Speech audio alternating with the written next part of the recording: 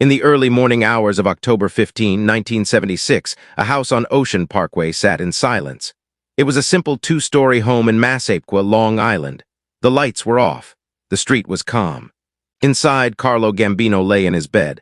He was 74 years old. His breathing slowed. His heart failed. He died quietly. There were no gunshots, no shouting, no police sirens. His wife was beside him. His grandchildren slept nearby. For a man who ruled the American underworld for decades, this kind of death was rare, almost impossible. Mafia bosses did not usually die this way. They were shot. They were betrayed. They were locked in prison. But Carlo Gambino slipped away in peace. That alone made his story different.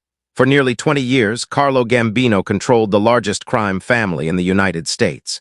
His power reached far beyond New York. He influenced crime leaders in other cities. He decided who rose and who fell. He approved deals. He allowed killings, yet most Americans never knew his name. That was not an accident. Carlo Gambino believed silence was strength.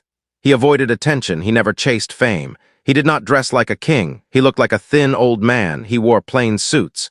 He spoke softly. Many people underestimated him. That mistake cost others their lives or their power. Law enforcement knew he existed. They knew he mattered. But they struggled to prove anything. For years, they could not even get a clear photo of him. He stayed in the shadows. He let others make noise. He let others fail. While loud mobsters showed off, Carlo waited. His story did not begin in America. It began across the ocean. Carlo Gambino was born on August 24, 1902, in Palermo, Sicily. He grew up in a poor neighborhood. His family was not rich, but they were connected. The Mafia was part of daily life there. It was not something spoken about openly. It was understood. His father worked near the docks. His mother kept the home together. The family lived by old rules. Respect mattered. Loyalty mattered. Silence mattered most of all. As a boy, Carlo learned to listen more than he spoke. He watched how men acted. He noticed who held real control. He saw that the loudest men were often the weakest. By his early teens, Carlo was already helping local mafia groups. He ran errands. He carried messages. He watched meetings from corners and doorways. He looked small and harmless. That worked in his favor. Italy changed in the 1920s.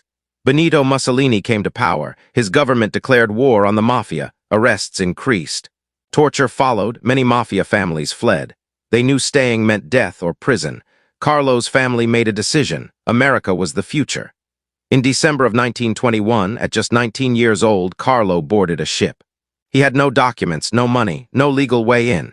He hid below deck during the voyage. The trip was cold and dangerous. He survived on little food. When the ship reached Virginia, he slipped away unnoticed. By Christmas Day, Carlo was in Brooklyn. New York was a land of opportunity for criminals. Prohibition had just begun. Alcohol was illegal. Demand was high. Gangs fought for territory. Italian neighborhoods were filled with power struggles. Carlo lived with relatives. He worked simple jobs during the day. He stayed quiet. At night, he found men from Sicily. He did not rush. He did not brag. He waited. He understood something important. Power came to those who stayed alive long enough to take it. Soon, family ties pulled him deeper into the world he knew so well. Marriage connected him to stronger allies. Work brought him closer to men who mattered. He did not push forward. He let others notice him. And slowly, step by step, Carlo Gambino began his climb, but danger was already watching him, and it was getting closer. Cliffhanger.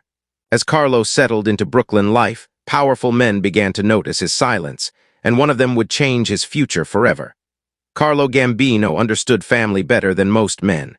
To him, blood ties were not only about love. They were about trust. They were about survival. In Brooklyn, those ties grew stronger. Carlo married Catherine Castellano in 1926. She was his cousin.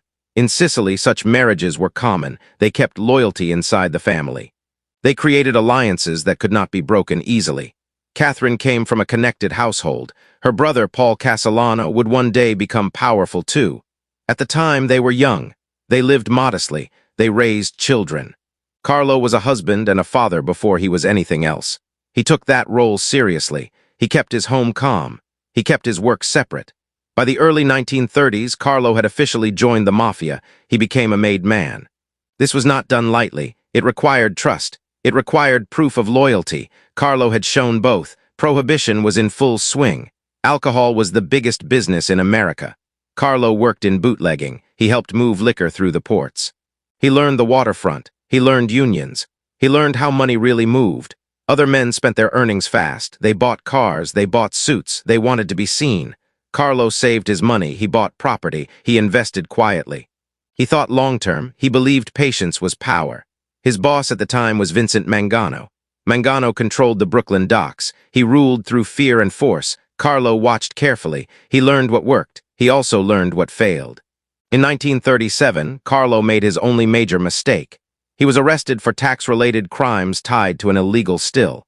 He went to federal prison. He served just under 2 years. For most mobsters, prison broke them. For Carlo, it taught him discipline. When he came out, he was more careful than ever. The 1940s passed quietly for him. He rose slowly. He became a captain. He ran crews. He made money without drawing attention. Law enforcement barely noticed him. Then everything changed. In 1951, Vincent Mangano vanished. His brother was later found dead. Everyone knew what had happened. The man responsible was Albert Anastasia. He was violent. He was feared. He took control of the family. Many men resisted Anastasia. Carlo did not. He bowed his head. He followed orders. He waited. Under Anastasia, Carlo gained more control. He expanded gambling operations. He built alliances with other families. He formed a close bond with Tommy Lucchese. That bond was sealed by marriage when Carlo's son married Lucchese's daughter. This was not romance. This was strategy. By the mid-1950s, Carlo Gambino was respected across the underworld. He was known as calm, reliable, smart. He rarely lost his temper. He rarely spoke in meetings, but when he did, others listened. Albert Anastasia, however, was becoming a problem. He killed too easily. He attracted attention. He made enemies. Worst of all, he ignored the balance of power. He threatened other leaders. He believed fear would protect him. Carlo saw the truth. Fear created enemies. Other bosses began looking for a solution. They needed someone quiet, someone steady, someone who could take over without starting a war. Their eyes turned to Carlo. He did not rush to accept their interest. He listened. He nodded. He waited. A plan was forming, one that would change everything. And Carlo Gambino was standing at the center of it. Cliffhanger. As tension rose around Anastasia, Carlo was offered something dangerous, power at a deadly price. By the mid-1950s, Albert Anastasia had made too many enemies. His violence scared even his allies. He acted without thinking. He broke rules that kept peace between families. His behavior drew attention from police and politicians. Carlo Gambino watched all of it. Other bosses began to talk in quiet rooms. They wanted change. They wanted stability. They wanted Anastasia gone. Vito Genovese was one of them. He was powerful. He was ambitious. He wanted control. But he needed someone else to take Anastasia's place, someone who would not challenge him openly. Carlo Gambino was perfect. A deal was made. Carlo would not pull the trigger. He would not appear involved. He would simply make sure things happened. On October 25, 1957, Albert Anastasia walked into a hotel barbershop in Manhattan. It was a routine visit. He sat down. He relaxed. He closed his eyes. Moments later, 2 men entered. Gunshots filled the room. Anastasia tried to stand. He was hit again. He fell to the floor. Within seconds, he was dead. The killers walked away. New York was stunned. One of the most feared men in America was gone. No arrests followed. No witnesses spoke. Within 2 days, Carlo Gambino was recognized as boss. He did not celebrate. He went home. He kissed his wife. He planned his next move. His first decision showed his intelligence. He kept Aniello Delacroce as his second-in-command. Delacroce was loyal to Anastasia. Many expected a purge. It never came. Carlo wanted unity, not revenge. Soon after, leaders from across the country met in a small town called Appalachian. Police arrived unexpectedly. Dozens were detained. The meeting exposed the Mafia to the nation. Carlo said nothing. Others talked. Charges followed. Most were dropped. But law enforcement had learned something important. Carlo Gambino was real, and they would not stop watching him. Cliffhanger. With power secured, Carlo now faced a new enemy, one with badges, laws, and endless patience. After Appalachian, the government changed tactics. The Mafia could no longer hide as easily. New laws followed. New investigations began. Carlo Gambino adapted. He spoke less. He trusted fewer people. He used messengers. He walked outside to talk. He assumed every room had ears. When Vito Genovese went to prison in 1959, a new balance formed. Carlo became the quiet center of power. He did not claim titles. He did not issue threats, but decisions flowed through him. His family grew rich. They controlled the ports. The unions, construction, garbage hauling, gambling. Money flowed like water. Carlo stayed modest. His home stayed simple. His clothes stayed plain. He wanted to look forgettable. His rule depended on respect, not fear. He listened to disputes. He judged fairly. His word ended arguments. Soldiers trusted him. Capos followed him, but new dangers were coming, and one boss refused to stay quiet. Cliffhanger. A loud voice rose in New York, and Carlo Gambino did not like what he heard. Joe Colombo wanted attention. He held rallies. He spoke to crowds. He challenged the FBI in public. He believed exposure would protect him. Carlo Gambino believed the opposite. Silence had kept him alive. Colombo was breaking the oldest rule. Warnings were given. Colombo ignored them. In June 1971, gunfire erupted at a public event.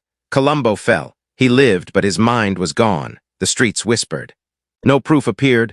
Months later, Crazy Joe Gallo was killed. Again, rumors spread. Carlo said nothing. His silence made him untouchable, but age was catching up to him. Cliffhanger. As his health weakened, Carlo faced one final decision: who would rule after him. Part 6, choosing it. 800 words. Carlo Gambino was old. His heart troubled him. He knew time was short. Many expected Aniello Delacroce to take over. He was loyal. He was respected. Carlo chose Paul Castellano instead. Paul was family. Paul was calm. Paul understood business. The decision shocked many. But Carlo believed money and structure mattered more than muscle. The deal kept peace. For now, Carlo rested more. He spoke less. He prepared quietly. Cliffhanger. The end was near, and Carlo Gambino knew it. On October 15, 1976, Carlo Gambino felt pain in his chest. Doctors could not help in time. He died in his bed. No bullets, no betrayal. His funeral drew thousands. The FBI watched. Cameras flashed. Names were recorded, but Carlo was gone, and his shadow remained. Cliffhanger. His legacy would soon be tested by men who forgot his greatest rule. After Carlo's death, others ruled. They chased fame. They made noise. They wore expensive suits. They talked too much. They went to prison. Carlo Gambino's family still exists. Smaller, quieter, still alive. His lesson remains clear. Power does not shout. Power waits. And the quietest man often wins. And often wins.